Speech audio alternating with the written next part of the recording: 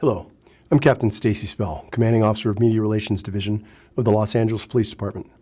This critical incident community briefing is intended to provide you with information about a law enforcement-related injury, also known as a LARI, that occurred in Newton Division in the city of Los Angeles on February 11, 2022 at around 11:21 p.m. A LARI is a use-of-force incident where an individual requires hospitalization. You're about to see relevant video footage and learn about other evidence and police procedures related to the case so you can have a better understanding of what occurred based on what we know right now. The LAPD conducts very thorough use-of-force investigations, which typically require investigators to interview multiple witnesses, view numerous hours of video footage, and analyze a significant amount of forensic evidence. We're still at the very early stages of this investigation, which can often take up to a year to complete, and our understanding of the incident may change as this additional evidence is collected, analyzed, and reviewed. We also do not draw any conclusions about whether the officers acted consistent with our policies and the law until all the facts are known and the investigation is complete. A word of caution: the images and information you're about to see may be disturbing. When a police officer uses force to arrest a suspect or defend against an attack, it can be graphic and difficult to watch. In addition, there may be strong language used by those shown in the video. Viewer discretion is advised, especially for young children and sensitive viewers. Newton Gang Enforcement Detail officers were completing a traffic stop in the area of 55th Street and Long Beach Avenue when they observed a silver Jeep Wrangler with tinted windows driving erratically. As the officers drove towards the vehicle to monitor it, the suspect's vehicle accelerated and quickly became involved in a significant traffic collision with a large flatbed truck.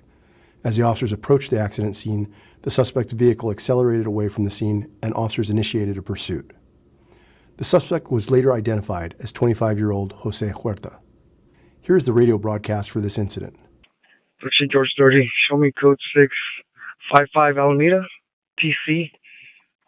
Give me some additional units, sir. Verify involved. Negative.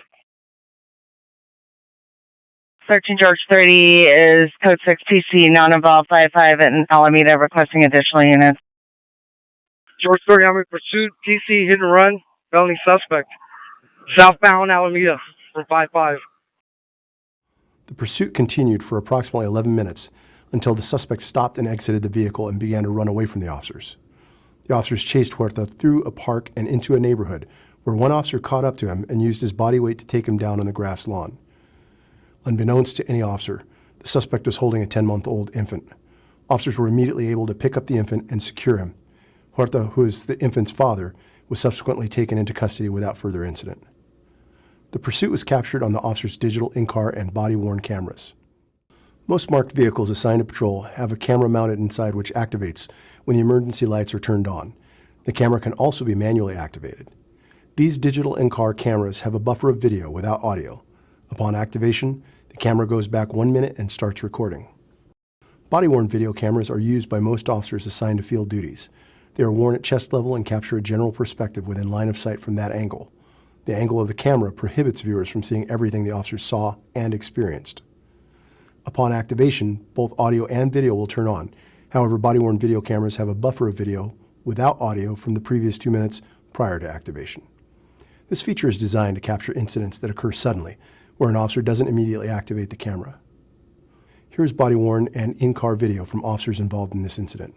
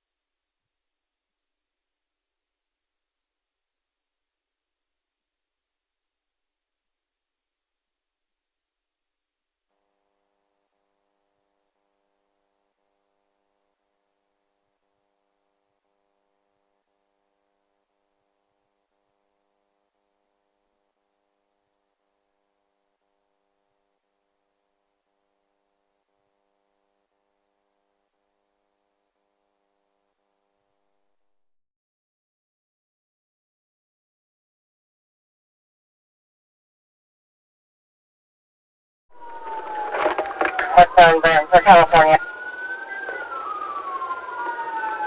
Get a little closer.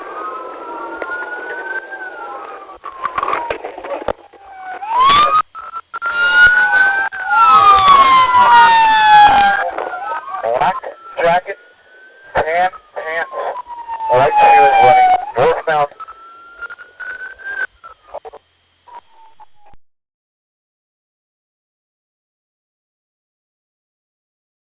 I have a driver of running.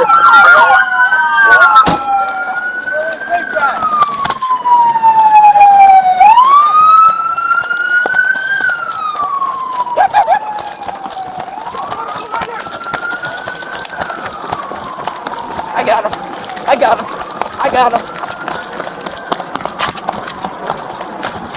Stop! Police! Stop!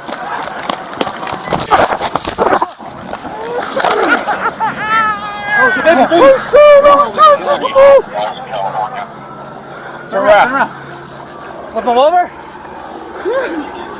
Are you kidding me? I'm trying to take him off.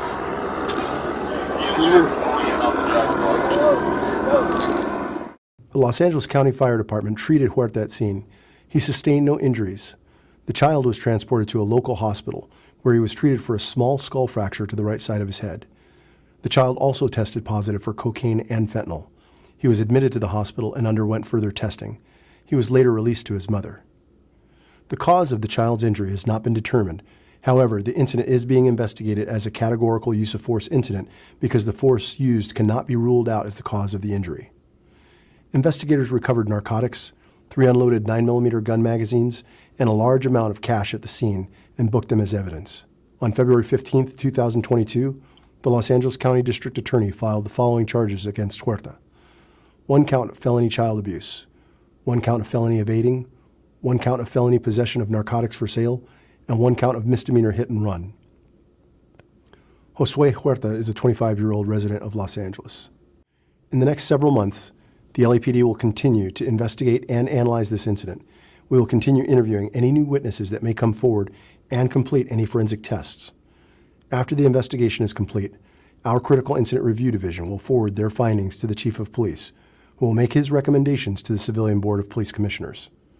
The board will evaluate the evidence to determine whether the officer's tactics and use of force in this instance met the high standards expected of all LAPD officers. If you would like more information on how the LAPD investigates all serious uses of force, visit lapdonline.org, where you can find the LAPD's use of force policy and procedures. Thank you for taking the time to view this Critical Incident Community Briefing.